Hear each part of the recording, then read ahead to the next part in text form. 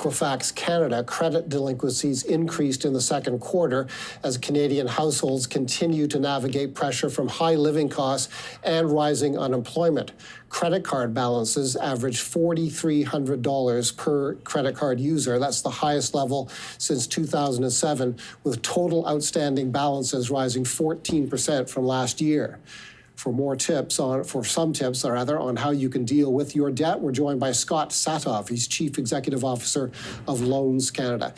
Scott, let's begin with the numbers from Equifax. Credit card balances rising, I'm seeing to the highest level on record at 4,300 Canadian dollars per card in the second quarter.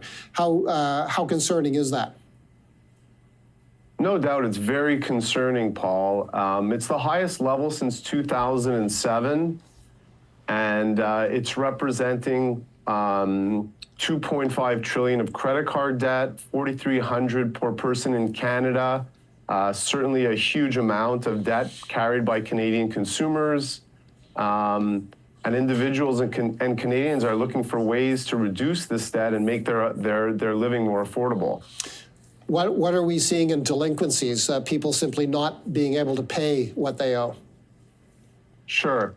I mean, there's over $1 billion of delinquencies for the first time in mortgages in Canada. That's created by a multiple of different effects. But I mean, the main issue is inflation, consumer spending, which is causing a havoc in Canadian households.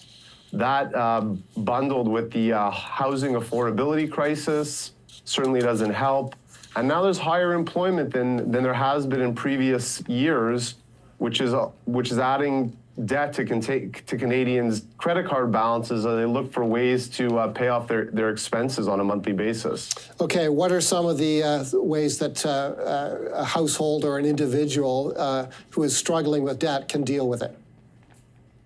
Sure. Well, there's a couple different ways Canadians can look to cure their debt. I mean, the first thing, which is the most basic thing, is budgeting, understanding your financial position, understanding which liabilities you have, but being very disciplined in your budget so that when your expenses come in, you have enough cash flow to meet those expenses without using your credit options. Do you have a sense of how many consumers are simply undisciplined with their budgeting? We know that just by the increase of the balances that the Canadians can't meet their monthly expenses, and they don't have many options. So what do? They look for different options. They're looking for personal loans for more credit. They're looking at potentially bankruptcy options. But my best advice to all Canadians is be vigilant. Look at your budgeting and try to reduce some expenses so that you have enough cash flow to meet the basic necessities of life in Canada. The easiest way to borrow money is to pull your credit card out of your wallet and use it, but it's also the most expensive way to borrow money. What about using loans instead of cards?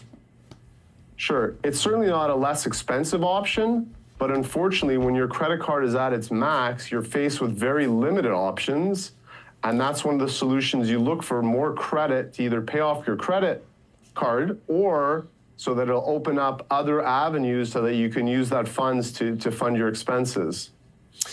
What about debt consolidation? I think most people are familiar with that concept. All your debts, as I understand, get put into one sum. Payable to who is one of my questions. And does that require a filing for personal bankruptcy? Does it require negotiations with your lenders, your lenders asking them to wait a little longer or even accept a little less? Well, there's different types of proposals that you can make. There's a consumer proposal, there's bankruptcy, there's basic debt consolidation. All of those techniques allow you to group your expenses and get some sort of new financing to pay off them. Unfortunately, if you don't have access to more credit, a debt consolidation loan won't be available, and then your only options will be some sort of consumer proposal or bankruptcy with a registered professional who can help you and give you guidance to meet your needs. Should people be looking at different financial institutions as well? Should they be shopping more aggressively for lower rates?